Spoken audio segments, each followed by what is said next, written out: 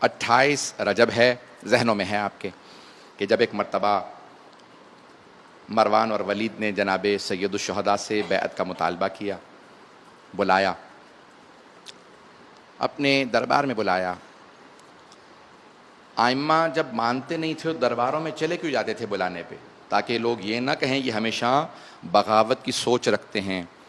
مولا نے مسلسل یہ بتانا چاہا، دیکھو میں بغاوت نہیں کر رہا، میں بیعت نہیں کروں گا۔ یہ بغاوت میں بیعت نہ کرنے میں بہت فرق ہے۔ میں امت مسلمہ کے اندر شر نہیں پھیلا رہا، میں صرف و صرف اصلاح چاہتا ہوں، اپنے جد رسول خدا اور اپنے بابا علی مرتضیٰ کی امت میں اصلاح کے لیے قیام کر رہا ہوں۔ اس نے بلایا۔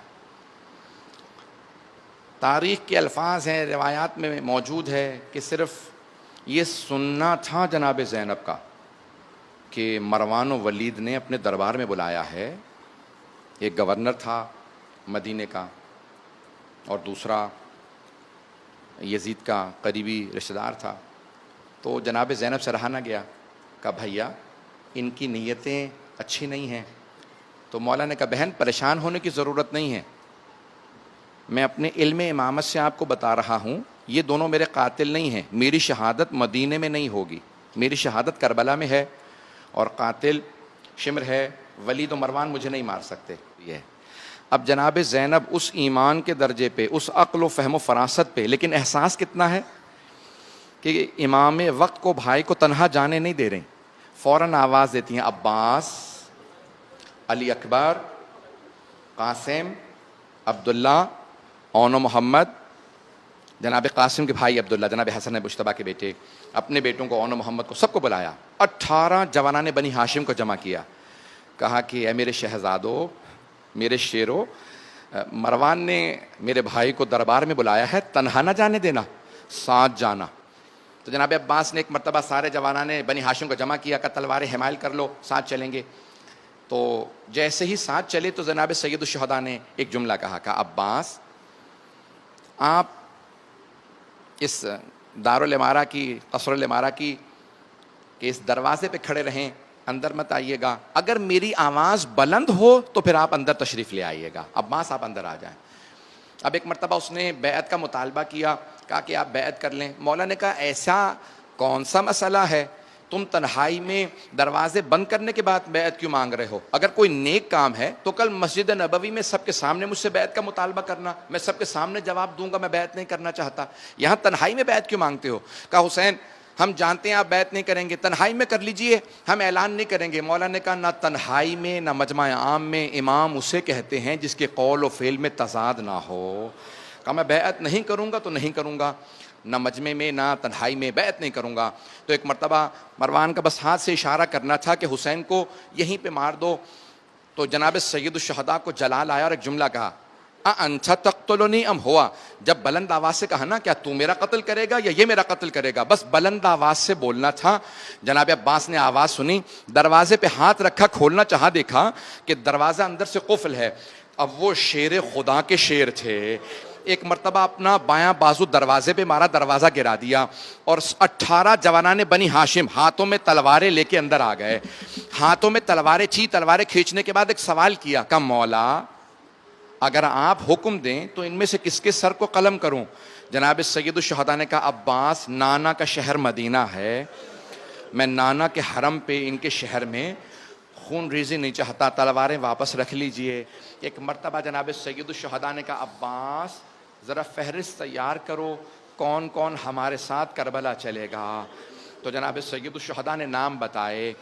بیویوں کے جب نام بتانا شروع کیے نا تو جناب عباس کی غیرت نے برداشت نہیں کیا، کہا آقا یہ زہرا زادیاں بھی ہمارے ساتھ جائیں گے، یہ علی کی بیٹیاں ہمارے ساتھ جائیں گے؟ کہا ہاں عباس۔ کہا آقا جیسا آپ کا حکم۔ وہ جناب عباس سے کہا مولا جیسا آپ کا حکم۔ جناب عباس نے فہرست تیار کی، کہا میرے بھائی عباس کل نام بلاتے جانا، جب ہم چلیں گے تو ایک ایک مرتبہ سب آتے جائیں گے، سوار کراتے جانا۔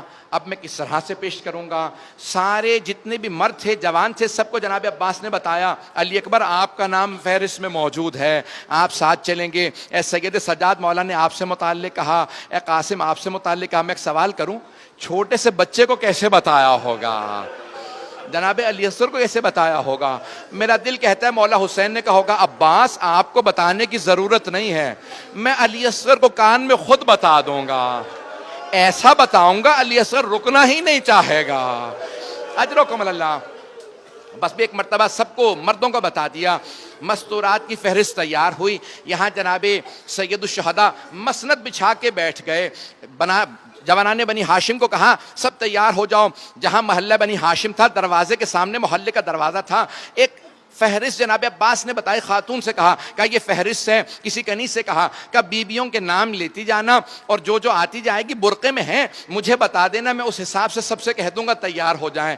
ایک مرتبہ، اب میں ساری فہرست نہیں پڑھوں گا، ایک مرتبہ کنیز نے اندر سے آواز دی، کہا کہ لیلا آ رہی ہیں۔ جناب عباس نے کہا علی اکبر آگے بڑھو، آپ کی والدہ ہیں۔ کسی جوانان بنی ہاشم میں سے ایک نے اپنا گھٹنا زمین پہ رکھا، کہا بی بی چچی اماں آپ میرے گھٹنے پہ پاؤں رکھے۔ جناب علی اکبر نے ماں کا بازو تھاما، اونٹنی پہ سوار کرا دیا، اونٹنی کو کھڑا کیا، آگے بڑھا دیا۔ ایک مرتبہ آواز دی، کہا کہ رباب آ رہی ہیں، بیبیاں آتی جا رہی ہیں۔ بس بھئی ہاتھ جوڑ کے میں نے سارے مصائب چھوڑ دیے۔ ایک مرتبہ کسی نے اندر سے کنیز نے آواز دی، حسن مجتبیٰ کی بیوہ فروا آ رہی ہے۔ جناب عباس نے کہا کہ اے قاسم ذرا آگے بڑھو، عبداللہ ماں کو سہارا دو۔ اتنے میں ایک مرتبہ کنیز نے آواز دی، علی کی بیٹی ام کلثوم آ رہی ہیں۔ بس یہ سننا تھا، حضرت ام کلثوم آ رہی ہیں۔ جناب عباس خود آگے بڑھے، اپنا گھٹنا زمین پہ رکھا، کہا بی بی یہاں پہ پاؤں رکھ لیجئے، کہا علی اکبر پھپھی کا بازو تھامو، قاسم پھپھی کا بازو۔ ایک مرتبہ پردہ ہٹایا، جناب ام کلثوم کو سوار کرا دیا۔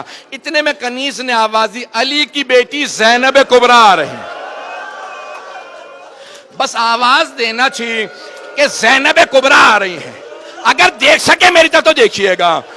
جیسے ہی کہا نا زینب کبریٰ، علی کی بیٹی زینب کبریٰ آ رہی ہیں، راوی کہتا ہے علی ابن تہان کہتا ہے میں نے اپنی آنکھوں سے دیکھا حسین نے مسند کو چھوڑ دیا، خود حسین اٹھے، عماری کا پردہ ہٹایا، عباس نے گھٹنا رکھا، علی اکبر نے بازو تھاما۔